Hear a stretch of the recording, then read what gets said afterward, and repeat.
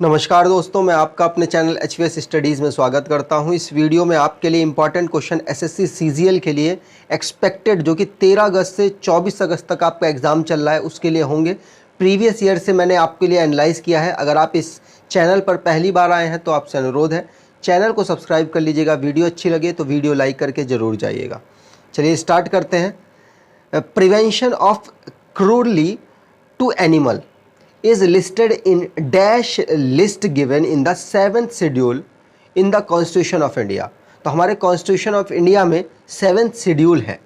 वहाँ पर 3 पार्ट हैं, एक यूनियन, एक स्टेट, मतलब 3 पॉइंट्स हैं, एक यूनियन, स्टेट और कंकरेंट। तो उसमें बोला जा रहा है prevention of cruelty to animal. ये किसके सब्जेक्ट में आता है? यूनियन के आता है, स्टेट के आता है, या कंकरेंट मतलब दोनों के, यूनियन और स्टेट दोनों के। तो आपको बताना है आंसर यहाँ पर होगा डी ऑप्शन। ये दोनों के में आता है, मतलब स्टेट भी इसके ऊपर कानून बना सकता है और यूनियन मतलब राज्य संघ भी इसके ऊपर कानून बना सकता है, मतलब मोदी सरकार भी इस पर कानून बना सकते हैं। यहाँ पर बात करते हैं जो 7th शेड्यूल है, ये 246 आर्टिकल के अंतर्गत आता है, जिसमें एक यूनियन की लिस्ट है, एक स्टेट की लिस्ट है और एक कंकरेंट की लिस्ट है। यूनियन में जो हमारा केंद्र सरकार है वो उसमें अपने कानून बनाएगी, और पहले इसमें 97 सब्जेक्ट्स थे, लेकिन अब 100 सब्जेक्ट्स इसमें आ चुके हैं। स्टेट की बात करें तो इसमें 61 सब्जेक्ट्स थे, माफ़ कीजिएगा हैं, और 66 पहले थे। पहले 66 थे और अब 61 हो चुके, मतलब कम कर दिए गए हैं। एक अमेंडमेंट किया गया था, 42वां अमेंडमेंट 1976 में। उसमें एजुकेशन, जो कि स्टेट का एक सब्जेक्ट था, उसको कंकरेंट में डाल दिया गया है। फॉरेस्ट, जो कि स्टेट का था, उसको कंकरेंट में डाल दिया गया है। प्रोटेक्शन ऑफ वाइल्ड लाइफ मतलब एनिमल्स और बर्ड्स को, इसको भी कंकरेंट में डाल दिया गया है। और वेट एंड मेजरमेंट भी कंकरेंट में पड़ चुका है। और एडमिनिस्ट्रेशन ऑफ जस्टिस, मतलब लॉ वगैरह की जो पढ़ाई वगैरह कर रहे हैं, उनकी जो ज्वाइनिंग वगैरह, ये भी किस में आ चुकी है? कंकरेंट में आ चुकी है। ठीक है, चलिए आगे बात करें तो कंकरेंट लिस्ट कितनी है? तो इस वक्त 52 सब्जेक्ट है कंकरेंट लिस्ट में, मतलब जिसमें स्टेट और यूनियन दोनों कानून बना सकते हैं। यूनियन लिस्ट के कुछ यहाँ पर एग्जाम्पल मैंने आपके लिए लिखे हैं। डिफेंस हो गया, आर्मी हो गया, इंटरनेशनल रिलेशन हो गया, पोर्ट हो गया, रेलवे, हाईवेज और कम्युनिकेशन, ये सब किस में आते हैं? यूनियन लिस्ट में। स्टेट की बात करें तो स्टेट में है public order, police, public health and sanitation, hospital and dispensary, batting and gambling, ये सब किस में है? स्टेट की लिस्ट में आता है। कंकरेंट की बात करें तो education, forest, trade union, marriage, adoption और सक्सेशन, ये सारा कंकरेंट लिस्ट में आता है। तो आप इनको एक बार देख लीजिए, क्योंकि एग्जाम में डायरेक्टली आपसे पूछा जाएगा कि बैटिंग और गैम्बलिंग किस लिस्ट में आते हैं, तो आपको डायरेक्टली आंसर देना पड़ेगा। आगे बात करें, अगला क्वेश्चन है biological name are generally derived from which language, मतलब किस लैंग्वेज में हम जो बायोलॉजिकल नेम डिसाइड करते हैं। जैसे कि ह्यूमन का नाम है होमोसैपियन, तो होमोसैपियन हमने कहाँ से ढूंढा, किस लैंग्वेज से ढूंढा? तो आंसर हो जाएगा लैटिन भाषा में होते हैं हमारे जो बायोलॉजिकल नेम है। जैसे होमोसैपियन 2 वर्ड से मिलकर बनता है, मैंने आगे लिख रखा है आपके लिए। चलिए यहाँ पर मैं आपको बताता हूँ, आंसर हो जाएगा, यहाँ पर बताता हूँ। बायोलॉजिकल जो नेम होता है जनरली हम उसको लैटिन भाषा में लिखते हैं, लेकिन अगर हम उसको अपने हाथों से लिख रहे हैं तो जब हम अपने हाथों से लिखेंगे तो उसे हम इटैलिक फॉर्म में लिखेंगे और थोड़ा सा तिरछा लिखेंगे। ठीक है, अंडरलाइन करेंगे, रूल है लिखने का, अंडरलाइन करेंगे अलग अलग। ठीक है, जैसे होमो लिखा तो होमो को अलग अंडरलाइन करोगे और सैपियन को अलग अंडरलाइन करोगे। ये अगर आप हाथ से लिख रहे हो तो। लैटिन में जब आप लिख रहे हो, मतलब आप कंप्यूटर वगैरह में लिख रहे हो, तो उसकी ज़रूरत नहीं है, रूल्स है एनसीईआरटी में लिखे हुए हैं इसके। अगर बात करें, 2 वर्ड है, मैंने आपको बताया, पहला है होमो, दूसरा है सैपियन, ह्यूमन का नाम। तो पहला जो वर्ड है वो होता है जीनस, दूसरा वर्ड होता है स्पीसीज। आपको ये बात याद रखनी है, मतलब एक किसी भी प्राणी का नाम 2 वर्ड से मिलकर बना होता है, एक तो जीनस और एक स्पीसीज। ठीक है, चलिए आगे बात करते हैं। और भी बहुत सारे साइंटिफिक नाम हैं, उसे आप याद कर लीजिएगा, एग्जाम में डायरेक्टली पूछ लेते हैं आपसे। The member of rhodophyceae are commonly known as dash algae, मतलब 3 टाइप के एल्गी होते हैं हमारे, एक तो ग्रीन एल्गी, एक रेड एल्गी और एक ब्राउन एल्गी। ये 3 यहां पर दे रखे हैं, तो इन 3 में से बोला जा रहा है, चौथा कुछ नहीं होता, ठीक है। अब ये 3 जो एल्गी हैं इनमें बोला जा रहा है रोडो किस में आता है। तो रोडो सिंपल सी बात आप देख सकते हैं ना, आर आर आपको मिल रहा है, तो इसका आंसर हो जाएगा आपका सी। ग्रीन के लिए आप क्लोरोफिल ढूंढोगे, नाम में यहाँ ये जो नाम होगा क्लोरोफाइसी ऐसे करके नाम है, वो होगा हमारा ग्रीन। और ब्राउन के लिए आप PHY फाइसी ऐसा करके नाम है, आप उसको ढूंढेंगे तो आपको मिल जाएगा। तो 3 है हमारे पास एल्गी। अब बहुत सारे लोगों के दिमाग में आ रहा होगा ब्लू ग्रीन एल्गी वो कौन सा हमारा एल्गी है। तो वो एल्गी नहीं है, मैं आपको बता दूं, वो मोनेरा की कैटेगरी में आता है। किस कैटेगरी में आता है? मोनेरा की कैटेगरी में आता है, ठीक है। चलिए आगे बात करते हैं यहाँ। और एल्गी किस में आता है? तो मैं आपको बता दूं, प्लांट की कैटेगरी में एल्गी आता है, प्लांट की कैटेगरी में एल्गी आता है। अगले क्वेश्चन की बात करते हैं। The incident ray, the dash at the point of incident and reflected ray all are lie in same plane. तो यहां पर 3 रे होती हैं, अगर आपने देखा हो। चलिए मैंने आगे आपके लिए फिगर बना रखी है। एक तो होती है 90 डिग्री, जो हमारा मान लीजिए मिरर है, मिरर के 90 डिग्री होता है। एक होती है इंसिडेंट रे जो कि आ रही होती है मिरर की तरफ, और एक मिरर से जा रही होती है, उसे कहते हैं रिफ्लेक्टेड रे। तो यहाँ पर पूछा गया है इंसिडेंट और रिफ्लेक्टेड रे किस पॉइंट से हम बनाते हैं। तो ये पॉइंट कौन सा है? नॉर्मल पॉइंट है। तो इसको क्या कहेंगे, इस रे को क्या कहेंगे? नॉर्मल रे। मैंने आपके लिए आगे फिगर भी लगा रखी है, यहाँ पर आप देख सकते हैं। ये प्लेन मिरर है, मान लीजिए जो रे आ रही होती है, ये आ रही है, देखिए साइन से, तो ये क्या होगा हमारा इंसिडेंट रे। जो जा रही है उसे कहते हैं रिफ्लेक्टेड रे। और इनके बीच में जो एंगल बन रहा है ये हमेशा इक्वल होता है, ये बात भी आपको याद रखनी है। चलिए, इंसिडेंट एंगल क्या होता है? इंसिडेंट रे और ये 90 डिग्री पर ये बन रहा है ना रेड कलर का, ये क्या होगा हमारा? नॉर्मल रे। और इस पॉइंट को कहेंगे नॉर्मल पॉइंट। तो इन दोनों के बीच में जो एंगल बन रहा है उसको कहते हैं एंगल ऑफ इंसिडेंट। इन दोनों के बीच में जो एंगल बन रहा है उसे कहते हैं एंगल ऑफ रिफ्लेक्शन, ठीक है। चलिए आगे बात करते हैं। उससे पहले मैं आपको इन्फॉर्म करना चाहता हूं, हमारी एक ई बुक है जो कि सिर्फ 99 रुपीज़ की आपको दे रहे हैं। ये बेस्ट रिवीजन बुक है आपके लिए, यकीन मानिए 2000 क्वेश्चन का कलेक्शन है। इसमें हमने जनरल साइंस और करंट अफेयर, स्टैटिक जीके और जनरल स्टडीज़ के 500 क्वेश्चंस यहाँ पर हमने इंक्लूड किए हुए हैं। आपको आने वाले जितने भी एग्जाम है, चाहे रेलवे हो, एसएससी हो या फिर कोई भी स्टेट लेवल का एग्जाम हो, आपको बेनिफिट ये देगा। तो आप इसे परचेज कर लें, बहुत डिस्काउंट में हम इसको आपको दे रहे हैं, सिर्फ 99 रुपीज़ की। तो ज़्यादा इन्फॉर्मेशन के लिए डिस्क्रिप्शन बॉक्स को ज़रूर चेक कर लीजिएगा। अगले क्वेश्चन की बात करें। ऑरेला एंड, मतलब इसे आप पढ़ सकते हैं मेडूसा एंड एडमेसिया, जिसको पॉलिप कहते हैं, are example of which phylum. देखिए यहाँ पर एनिमल की बात हो रही है, तो एनिमल का इनवर्टिब्रेट्स का एक ग्रुप है जिसमें होता है पोरीफेरा, सीलंट्रेटा, निडेरिया, एस्केलमेंथिस, और उसके बाद आप मोलस्का, इकाइनोडर्मेटा और भी बहुत सारे हैं। तो ये सारे ग्रुप में बोला जा रहा है ये किस में आता है। आपने अगर पढ़ा होगा तो मैंने जो जो वर्ड बोले आपको समझ आ गया होगा। तो ये आता है मेडूसा और पॉलिप, आप देख सकते हैं। ये है सीलंट्रेटा, ये दूसरे नंबर का है। पहला कौन सा है? पोरीफेरा, दूसरा है सीलंट्रेटा। तो सीलंट्रेटा के ग्रुप में आते हैं मेडूसा और पॉलिप। आंसर आपका यही हो जाएगा। चलिए आगे बात करते हैं। यहां पर अगला क्वेश्चन है, blue vitriol is another name for which of the following. तो ब्लू विट्रोल को हम क्या कहते हैं? आंसर हो जाएगा कॉपर सल्फेट। कॉपर सल्फेट के सॉल्यूशन को ब्लू विट्रोल भी कहते हैं, ठीक है। चलिए यहां पर आपके लिए आंसर लगाया, और आपको मैं इन्फॉर्म करना चाहता हूं कि आप उसे और याद कर लें। जो ब्लू विट्रोल है और दूसरे विट्रोल्स हैं वो सारे याद कर लीजिएगा, वो पूछे जाते हैं आपसे। जैसे ग्रीन विट्रोल पूछा जा सकता है आपसे, जैसे कि ब्लू पूछ लिया, रेड पूछा जा सकता है, तो आपको ये सारे याद कर लेने हैं।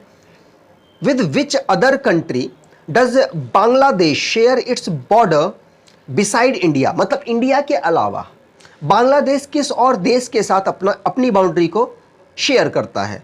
तो आंसर हो जाएगा यहाँ पर म्यांमार के साथ अपनी बाउंड्री को टच करता है। मैं आपको यहाँ पर दिखाने की कोशिश करता हूँ, और भी एक्स्ट्रा इन्फॉर्मेशन आपको दूंगा। जैसे बांग्लादेश है, बांग्लादेश के साथ, भारत के साथ तो इसकी बाउंड्री टच हो रही है, और साथ साथ आप यहाँ देख सकते हैं म्यांमार के साथ भी इसकी बाउंड्री टच हो रही है, तो आंसर हमारा आपको पता चल गया।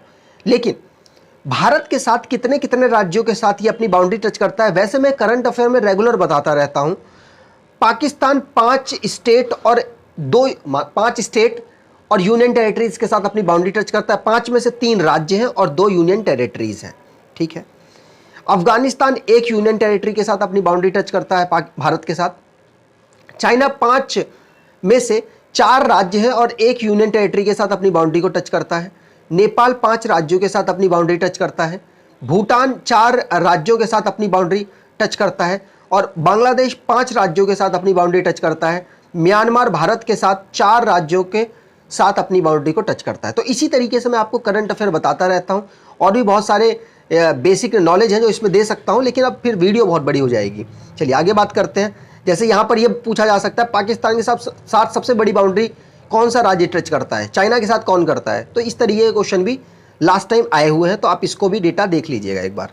अगले क्वेश्चन की बात करें, Vijay Hazare was a famous Indian player associated with the sport of. तो आपको पता होगा, अगर आप प्लेयर मतलब गेम के लवर हैं, तो विजय हजारे होता है क्रिकेट में। एक विजय हजारे ट्रॉफी भी है, वो क्रिकेट में होती है, तो आप क्रिकेट से आप लिंक कर सकते हैं। विजय हजारे जो प्लेयर थे वो क्रिकेट से रिलेटेड थे और इंडिया के प्लेयर थे।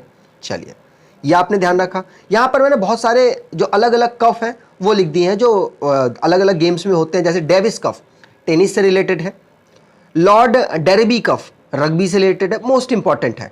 सबसे ज़्यादा प्लेयर, अगर आपसे पूछा जाए सबसे ज़्यादा प्लेयर किस गेम में खेले जाते हैं, तो आप कहोगे रग्बी में सबसे ज़्यादा प्लेयर खेले जाते हैं। अगर आगे बात करें तो बिली जीन्स किंग कप टेनिस इतना इंपॉर्टेंट नहीं है। हॉलकर ट्रॉफी मोस्ट इंपॉर्टेंट है, ब्रिज से रिलेटेड है। और जूल्स रीमेट ट्रॉफी वर्ल्ड फुटबॉल से रिलेटेड है। मर्डेका कप फुटबॉल से रिलेटेड है। राइडर कप गोल्फ से रिलेटेड है, मोस्ट इंपॉर्टेंट है, याद करना है आपको। सोल्हेन कप गोल्फ से रिलेटेड है। सुधीरमन कप बैडमिंटन से रिलेटेड है। Sultan Azlan Shah cup hockey से रिलेटेड है, मोस्ट इंपॉर्टेंट है। जो मोस्ट इंपॉर्टेंट बताता हूं उसको जरूर पढ़िएगा। Swaythling cup world table tennis से रिलेटेड है। Thomas cup badminton most important है। Tunku Abdul Rahman cup Asian badminton से रिलेटेड है। यूथांट लॉन टेनिस से रिलेटेड है और उबर मोस्ट इंपॉर्टेंट है, बैडमिंटन से रिलेटेड है। चलिए आगे बात करते हैं। यहां पर आप देख सकते हैं एक चीज स्किप हो गई है। जो थॉमस कप है वो मेन के बैडमिंटन से रिलेटेड है और उबर कप वुमेन के बैडमिंटन से रिलेटेड है, ये मोस्ट इंपॉर्टेंट है, इसको आप ध्यान रखिएगा। चलिए आगे बात करते हैं। अगला क्वेश्चन है, which scientist discover the penicillin. जो पेनिसिलिन हमारी दिमाग से निकल रहा है, क्या है, वैक्सीन है, इसको किसने डिस्कवर किया था? हाँ, तो आंसर हो जाएगा अलेक्जेंडर फ्लेमिंग ने ये पहली वैक्सीन थी। आई थिंक मेरे को जितना याद आ रहा है ये पहली वैक्सीन थी जिसको खोजा था और इसको अलेक्जेंडर फ्लेमिंग ने खोजा था। आई थिंक चिकन पॉक्स से रिलेटेड है, एक बार आप इसको कंफर्म कर लीजिएगा, मेरे दिमाग से स्किप हो चुका है। यहाँ पर बात कर लेते हैं और दूसरे डिस्कवरी की। तो फोटोन की थी अल्बर्ट आइंस्टीन ने। बहुत सारे लोग कंफ्यूज होते हैं, प्रोटोन पढ़ लेते हैं इसको, प्रोटोन से फिर दिमाग हो जाता है या तो रदरफोर्ड लगाएंगे या फिर गोल्ड स्टीव लगाएंगे, लेकिन ये क्या है, एल्बर्ट आइंस्टीन, फोटोन है ये, ठीक है। इलेक्ट्रॉन की बात करें जे थॉमसन है। एटम की बात करें तो जॉन डाल्टन है। प्रोटोन की यहाँ पर आपको रदरफोर्ड लिखा हुआ है, लेकिन आपको एग्जाम में अगर गोल्ड स्टीव एग्जाम पोस्ट में ऑप्शन में मिले तो आप उसको लगाएंगे, क्योंकि एनसीईआरटी में गोल्ड स्टीव है, रदरफोर्ड नहीं है, ठीक है। रदरफोर्ड की अगर आप डिस्कवरी जानना चाहें तो इन्होंने न्यूक्लियस को खोजा था, एटम के न्यूक्लियस को रदरफोर्ड ने ही खोजा था, ठीक है।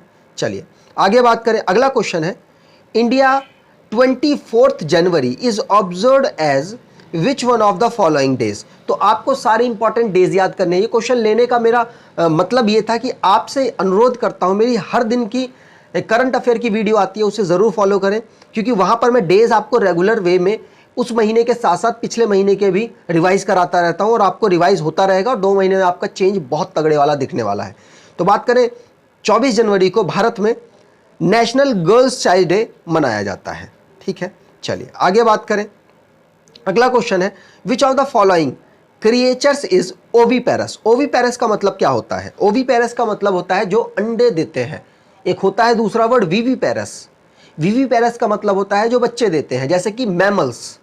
मैमल्स में अधिकतर, एक दो एक्सेप्शन केस है, अधिकतर क्या है, जो क्या है, विविपेरस है, मतलब बेबी प्रोड्यूस करते हैं। और उससे पहले अगर आप आना चाहें तो जो हमारे एव्स है, पक्षी, ये ओवीपेरस है। जो फ्रॉग वाला ग्रुप है एम्फीबियन, ये भी क्या है, ओवीपेरस है। स्नेक वाला जो हमारा पूरा वो ग्रुप है वो ओवीपेरस है, मतलब अंडे देने वाले हैं। सिर्फ विविपेरस कौन है? मैमल्स विविपेरस है। तो एग्जाम्पल यहां पर हो जाएगा फ्रॉग। फ्रॉग है जो कि ओवीपेरस है और बाकी सब के सब हैं विविपेरस और मैमल्स के ग्रुप में आते हैं। चलिए, और फ्रॉग किस में आता है? एम्फीबियन में आता है, मतलब जमीन पे भी रहते हैं और पानी में भी रहते हैं। What is the term of the elected representative of a gram panchayat. तो ग्राम पंचायत को कितने साल के लिए चुना जाता है? आंसर हो जाएगा 5 साल के लिए चुना जाता है और 21 साल की इनकी उम्र होती है। उसके बाद आप फॉर्म वॉर्म भर सकते हैं। ठीक है, चलिए, मतलब मिनिमम एज 21 साल है, उसके बाद आप फॉर्म चुनाव लड़ें और जीत जाए। ठीक है, प्रधानमंत्री जी की एज कितनी होती है? मतलब प्रधानमंत्री जी अगर आपको बनना है तो आपको, आपकी एज कितनी होनी चाहिए? 25 साल। अगर आपको चीफ मिनिस्टर बनना है तो आपकी उम्र कितनी होनी चाहिए? 25 साल। अगर आपको राष्ट्रपति बनना है तो आपकी उम्र कितनी होनी चाहिए? 35 साल। उपराष्ट्रपति बनना है तो भी आपकी उम्र 35 साल होनी चाहिए। अगर आपको लोकसभा में अपना चुनाव करना है, अपने आप को चुनना है, तो कितने हो जाओगे? 25 साल के होगे तो आप चुने जा सकते हो, चुनाव वगैरह लड़ सकते हो। राज्यसभा में अगर आपको चुनना है, अपने आप को रिप्रेजेंट करना है, तो आपको 30 साल का होना ज़रूरी है। अगर विधानसभा की बात की जाए, जो राज्यों में विधानसभा होती है, उसमें भी 25 साल मिनिमम एज रिक्वायरमेंट है और विधान परिषद में 30 साल की उम्र रिक्वायरमेंट है। ठीक है, चलिए आगे बात करें। अगला क्वेश्चन है, which article of constitution of India talks about the provision for impeachment of president of India. मैंने लास्ट वीडियोस में प्रेसिडेंट के जो आर्टिकल्स हैं उसके बारे में डिस्कस किया हुआ है। यहां पर क्वेश्चन आया था तो मैंने ये भी आपके लिए डिस्कस कर दिया है। इम्पीचमेंट आर्टिकल 61 के अकॉर्डिंग किया जाता है प्रेसिडेंट का भारत में। और इम्पीचमेंट की जो पावर है, मतलब इम्पीचमेंट कॉन्स्टिट्यूशन में कहां से लिया गया है, तो मैंने ये क्वेश्चन भी पिछली वाली जो मैं एनालाइज कर रहा था उसमें बताया था आपको।